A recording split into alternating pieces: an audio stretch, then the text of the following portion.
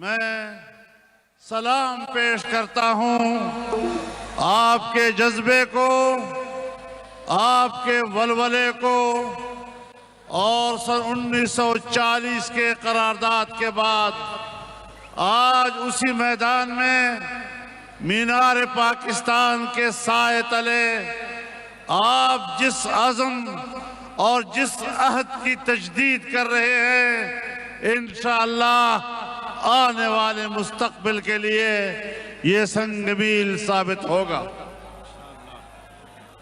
انشاءاللہ العزیز۔ میرے دوستو، جب پچھلے سال لاہور کی شاہراہوں سے ہمارا آزادی مارچ گزر رہا تھا تو آپ نے زندہ دلان لاہور نے ساری رات استقبال میں کھڑے گزاری تھی، ہمیشہ قائم اور دائم رہے گا۔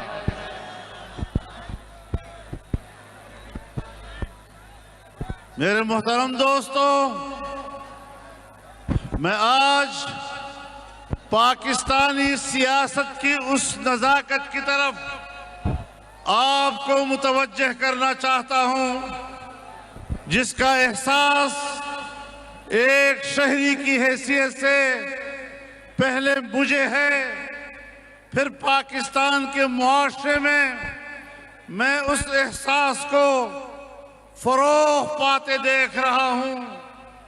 گوجرانوالہ کے جلسے سے لے کر ملک کے تمام بڑے شہروں میں عوام کی بے پناہ شرکت کے ساتھ ہونے والے اجتماعات، اور آج یہاں لاہور میں یہ فقید المثال اجتماع، اس سے مجھے کچھ احساسات ہو رہے ہیں کہ اگر یہ سلسلہ جاری رہتا ہے اور پاکستان کے اوپر ایک ناجائز حکومت مسلط رہتی ہے اور اس ناجائز حکومت کے لیے اسٹیبلشمنٹ نے جو دھاندلی کی تھی، اس ناجائز اقتدار کے لیے انہوں نے جو ایک گندا کردار ادا کیا تھا، ناجائز اور غیر آئینی کردار ادا کیا تھا، اس کے زخم اب گہرے ہوتے چلے جا رہے ہیں، اور میں خطرہ محسوس کر رہا ہوں کہ کہیں آنے والے دنوں میں ہمیں وہ حالات نہ دیکھنے پڑے جہاں اسٹیبلشمنٹ بمقابلہ پاکستانی عوام کے نظر آئے اور ایک دوسرے کے آمنے سامنے کھڑے ہو جائیں۔ یہ بڑے تشویشناک حالات ہوں گے۔ میں آج متنبہ کرنا چاہتا ہوں، میں آج اپنی دفاعی قوت کو اور اس کی قیادت کو متوجہ کرنا چاہتا ہوں، میں آج اسٹیبلشمنٹ کو متنبہ کرنا چاہتا ہوں کہ اپنے عوام کے مقابلے کے سامنے سے ہٹ جائیے، عوام کو اپنا راستہ دیجئے، عوام کو اسلام آباد پہنچنے دیجئے۔ پارلیمنٹ عوام کا ہے، طاقت عوام کی ہوگی، حکومت عوام کی ہوگی، دھاندلی کا نظام نہیں چلے گا۔ نعرہ تکبیر! مینڈیٹ 4 حکمران مرد آباد! مینڈیٹ 4 حکمران! مینڈیٹ 4 حکمران! گرتی ہوئی دیوار کو، گرتی ہوئی دیوار کو بانیازی، بانیازی! میرے محترم دوستو،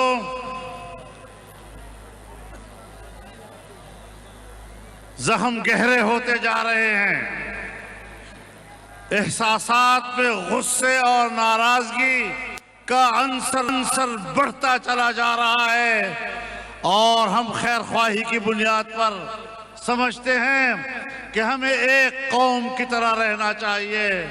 پاکستان ہے تو پاکستان پاکستانی عوام کا نام ہے، اسی عوام میں سے ادارے بنتے ہیں، اسی عوام میں سے عدلیہ بنتی ہے، اسی عوام میں سے پارلیمنٹ بنتی ہے، اسی عوام میں سے فوج بنتی ہے، اسی عوام میں سے دفاعی قوت بنتی ہے۔ اگر ادارے ایک دوسرے کے مقابلے میں آتے ہیں، عوام کے حقوق پر ڈاکہ ڈالا جاتا ہے، تو پھر یہ قومی یکجہتی کبھی بھی برقرار نہیں رہ سکتی۔ اور آنے والے دنوں میں اس پاکستان کے اندر ایک انارکی دیکھ رہا ہوں۔ ہمیں انارکی کی طرف جانے سے پہلے حالات کو سنبھال لینا چاہیے۔ نعرہ تکبیر! نہیں چلے گی، نہیں چلے گی چوروں کی سرکار! میرے محترم دوستو، آج یہ سارے اجتماعات، یہ تحریک، یہ جدوجہد، یہ پاکستان میں آزاد جمہوری فضاؤں کے قیام کے لیے ہو رہی ہے، پاکستان کو مستحکم بنانے کے لیے ہو رہی ہے۔ اور جب اسی مینار پاکستان کے مقدس مقام پر قرارداد پاس کی گئی تھی، تو ایک ایسے مملکت کے تصور کے ساتھ تھی کہ ایک طاقتور اسلامی ملک جو امت مسلمہ کی قیادت نظر آئے، جو دنیا بھر کے مسلمانوں کی آواز بنتا نظر آئے، جو دنیا بھر کے مظلوموں کی آواز بنتا نظر آئے، جو دنیا بھر کے انسانی حقوق کی بات کرتا ہوا نظر آئے۔ لیکن آج 72 سال گزرنے کے بعد اسٹیبلشمنٹ کی بالادستی کے نتیجے میں ہمارا ملک ایک غلام ملک کی طرح نظر آ رہا ہے۔ ہم اپنی آزادی کھو بیٹھ رہے ہیں۔ آئیے آج عہد کریں کہ ہم نے اس ملک کو آزاد رکھنا ہے، اس ملک کو عالمی اسٹیبلشمنٹ سے آزاد رکھنا ہے۔ ہم نے اپنی فوج کو ان کے دباؤ سے نکالنا ہے، ہم اپنے عوام کو، اپنی عدلیہ کو ان کے دباؤ سے نکالنا ہے۔ ایک آزاد قوم کی طرح ہم نے دنیا میں اپنی شناخت پیدا کرنی ہے۔ اور اس حوالے سے ہم آج محسوس کر رہے ہیں کہ وہ کشمیر جو 73 سال تک انڈیا اس کشمیر کو ہڑپ کرنے کی جرت نہیں کر سکا، آج ہندوستان نے کشمیر کو ہڑپ کر دیا، اس پر قبضہ کر دیا۔ اس کی دو وجوہات ہو سکتی ہیں، یا عمران کی حکومت نے پاکستان کو اتنا کمزور کر دیا ہے کہ ہم کشمیر کا تحفظ نہیں کر سکے ہیں، یا یہ کہ پھر عمران خان نے کشمیر کا سودا کیا ہے، کشمیر کو بیچا ہے، انڈیا کے ہاتھ بیچا ہے۔ اور آج اگر وہ مگرمچھ کے آنسو بہا رہا ہے تو میں بتا دینا چاہتا ہوں کہ کشمیر کو 3 حصوں میں تقسیم کرنے کے فارمولے الیکشن سے پہلے وہ نہیں دیتا رہا ہے۔ کیا مودی کے الیکشن سے پہلے وہ دعائیں نہیں دے رہا تھا کہ خدا اس کو کامیاب کرے، اور اگر وہ کامیاب ہو گیا تو کشمیر کا مسئلہ حل ہو جائے گا؟ سو وہ کامیاب ہوا، اور اس کی نظر میں کشمیر کا حل یہ کہ آج ہم کشمیر پر ہندوستان کے ناجائز قبضے کو قانونی حیثیت دے رہے ہیں۔ میرے محترم دوستو، ہم کشمیریوں کو آزادی نہیں دلا سکے، ہم ان کو جمہوریت نہیں دے سکے، ہم ان کو معیشت نہیں دے سکے، ہم ان کو دین اسلام نہیں دے سکے، ہم کچھ بھی نہیں دے سکے۔ کس بنیاد پر ہم نے 73 سال کشمیریوں کے خون پہ سیاست کی، ان کی عورتوں اور ماؤں کے عزت و ناموس پہ ہم نے سیاست کی؟ کس حوالے سے؟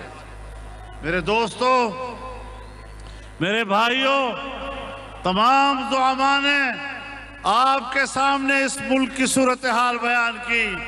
پاکستان کے 72 سالوں میں پاکستان کا اسٹیٹ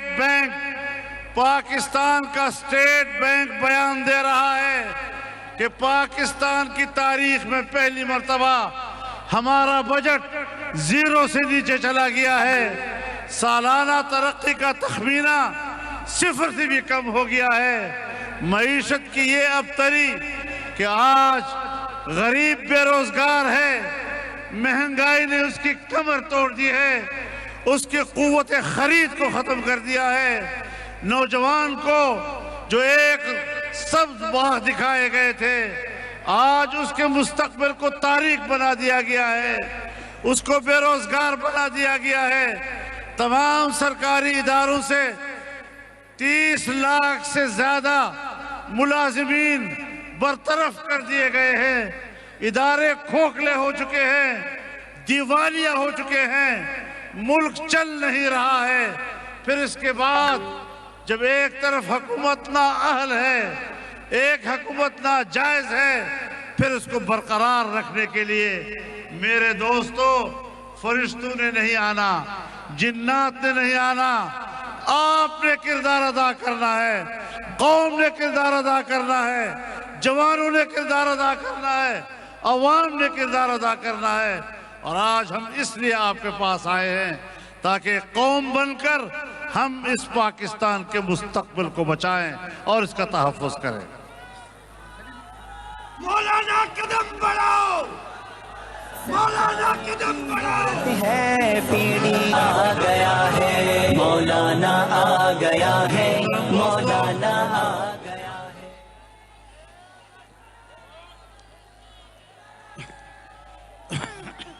میرے محترم دوستو، آج ہر شعبہ زندگی سے وابستہ لوگ پریشان ہیں، اضطراب کا شکار ہیں۔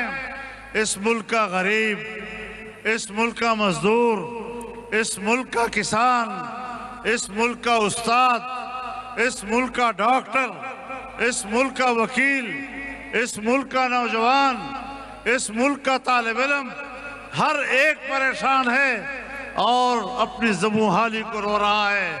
اگر ہم نے ملک کو مطمئن کرنا ہے، اس کے ہر شعبے سے وابستہ لوگوں کو مطمئن کرنا ہے، تو پھر آئیں اور انقلاب برپا کریں، ہمت کریں اور انقلاب برپا کریں۔ تبدیلی اس طرح نہیں ہوگی کہ تبدیلی کے نعرے تو لگاتے رہے لیکن ہم عالمی اسٹیبلشمنٹ کی غلامی کی طرف چلے جائیں۔ ہم اس ملک میں کسی کی غلامی کے لیے پیدا نہیں ہوئے ہیں، ہمیں اپنی ماؤں نے کسی کا غلام بنانے کے لیے ہمیں نہیں جنا ہے۔ آپ آزاد قوم ہیں، آزادی کے جذبے کے ساتھ ہم نے اس ملک کو بھی بچانا ہے، اس کو ترقی بھی دینی ہے۔ مجھ سے پوچھا گیا ایک انٹرویو میں کہ عمران خان بھی کہتا تھا کہ دھاندلی ہوئی ہے اور وہ بھی دھرنا دے رہا تھا، اور آپ بھی کہتے ہیں کہ دھاندلی ہوئی ہے اور آپ بھی دھرنے دے رہے ہیں، دونوں میں کیا فرق ہے؟ تو میں نے کہا کہ اس وقت الیکشن کمیشن متنازع نہیں تھا، اس وقت RTS کا سسٹم بند نہیں ہوا تھا، اور اس وقت کسی جنرل آصف غفور نے یہ نہیں کہا تھا کہ وہ تعز من تشاء و تذل من تشاء۔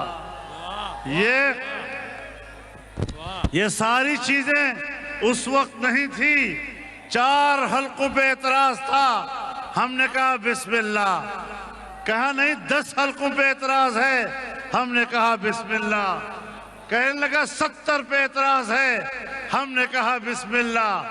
آخر حساب ہی ختم ہو گیا، دھرنے پہ آیا تو کسی نے دھرنا کرایا، حکومت میں آیا تو کسی نے حکومت دلائی۔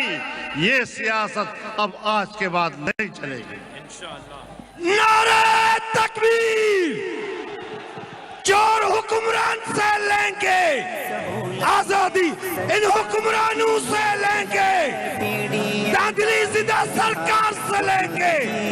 ذرا زور سے بولو، للکار سے بولو، ہم جیت کے لیں گے، ہے حق ہمارا۔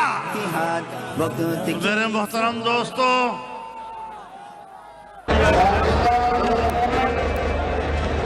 پاکستان डेमोक्रेटिक मूवमेंट जिसने